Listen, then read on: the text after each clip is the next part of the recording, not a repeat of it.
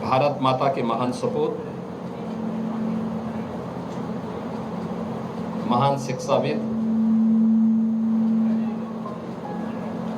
प्रखर राष्ट्रवादी राजनेता, स्वतंत्रता संग्राम सेनानी, भारतीय जनसंघ के संस्थापक अध्यक्ष डॉक्टर श्यामा प्रसाद मुखर्जी जी की आज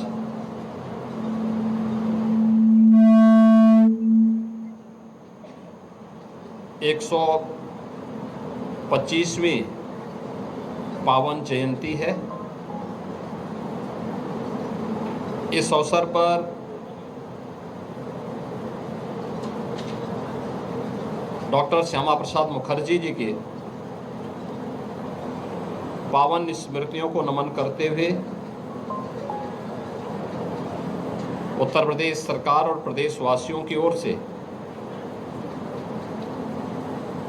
मैं उनके श्री चरणों में विनम्र श्रद्धांजलि अर्पित करता हूं। डॉक्टर श्यामा प्रसाद मुखर्जी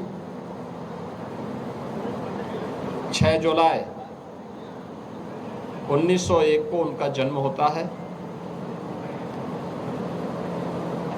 मात्र 33 वर्ष की उम्र में कोलकाता विश्वविद्यालय के सबसे युवा कुलपति के रूप में उन्होंने अपनी सेवाएं दी। वे एक प्रखर वक्ता थे, स्वतंत्रता संग्राम सेनानी थे, महान शिक्षाविद थे। पूरा जीवन राष्ट्र माता के लिए उन्होंने समर्पित किया था। बंगाल के अकाल के दौरान उनकी सेवाएं पूरा देश स्मरण करता है। उनका जीवन भारत की एकता और अखंडता के लिए समर्पित रहा। आजादी के बाद पंडित नेहरू के नेतृत्व में बनी पहली सरकार में भारत के खाद्य और उद्योग मंत्री के रूप में उन्होंने भारत के अंदर खाद्य की आत्मनिर्भरता और देश के औद्योगिकीकरण की जो नींव रखी थी वह नए भारत में भी स्पष्ट देखने को मिलती है। नेहरू सरकार के तुष्टीकरण की नीति के विरोध में उन्होंने मंत्रिमंडल से इस्तीफा दिया। भारतीय जनसंघ का गठन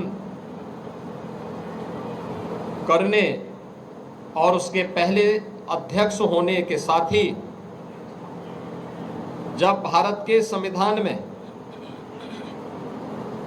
नेहरू सरकार ने कश्मीर को 370 धारा के माध्यम से अलग स्टेटस देने का प्रयास किया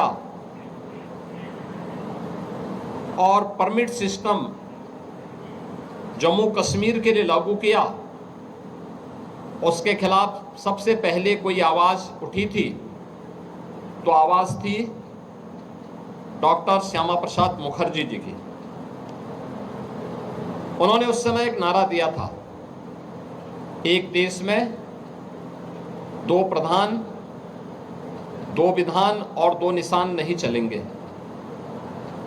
डॉक्टर श्यामा प्रसाद मुखर्जी जी के इन सपनों को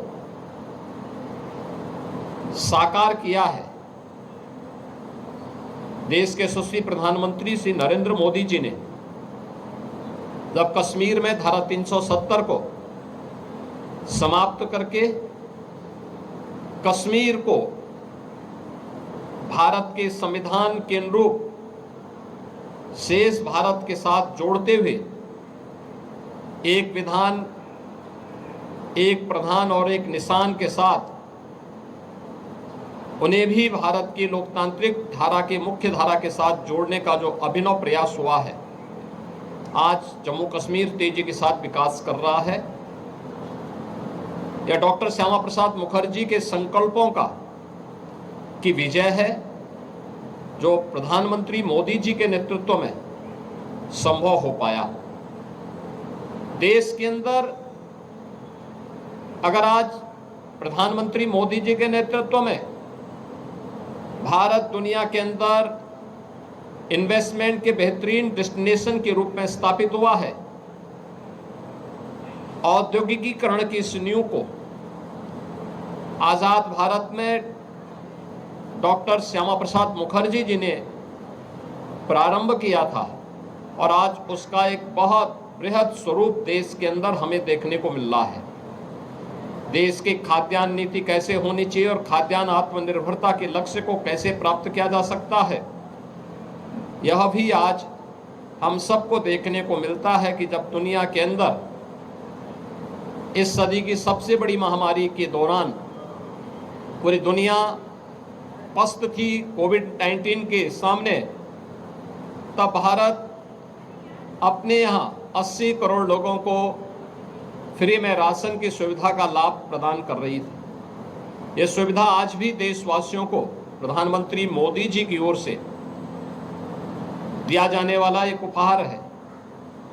ये जब जितने भी संकल्प पूरे होते दिखाई दे रहे हैं, ये सभी संकल्प डॉक्टर श्यामा प्रसाद मुखर्जी के सपनों को साकार होने जैसा है।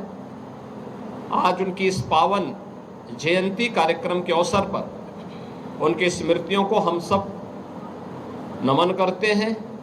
उन्हें प्रदेश वासियों की ओर से और प्रदेश सरकार की ओर से विनम्र श्रद्धांजलि अर्पित करते हैं।